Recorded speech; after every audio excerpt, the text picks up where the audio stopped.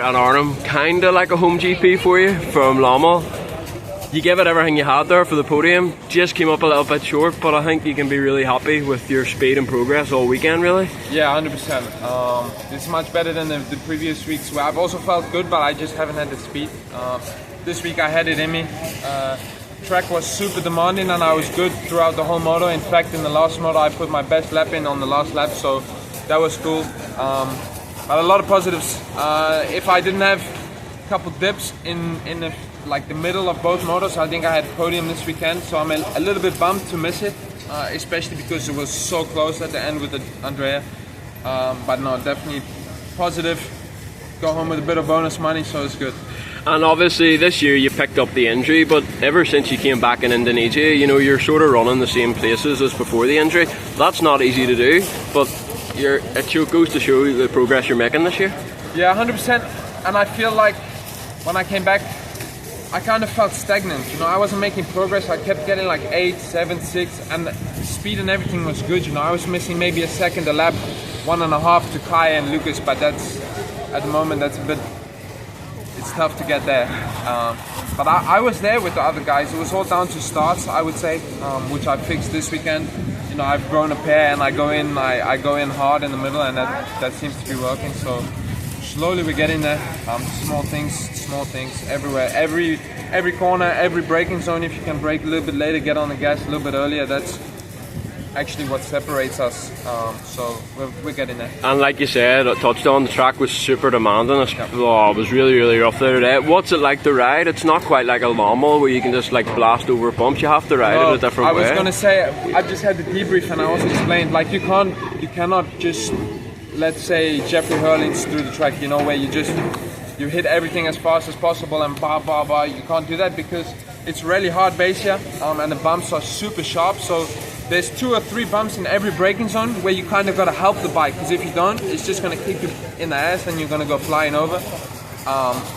And I think you see it a lot with Sasha Kunin, obviously with the smaller legs. He must have had a lot of those moments. So it was super, super demanding on the arms, shoulders, legs, hips. You got to grip the bike a lot to keep it straight. But to be honest, I think my bike is the best in the MX2 class in terms of this kind of behavior. It sits, it stays, it goes where I want it to go. You know, I was riding behind some of the KTMs and they looked a little bit nervous at times, where I feel like I had a great advantage in the braking zones. And I was going to ask you about the bike. Obviously it's the first year, new brand. Like, even from the start of the season, how's the bike developed and now, and what kind of changes have you made?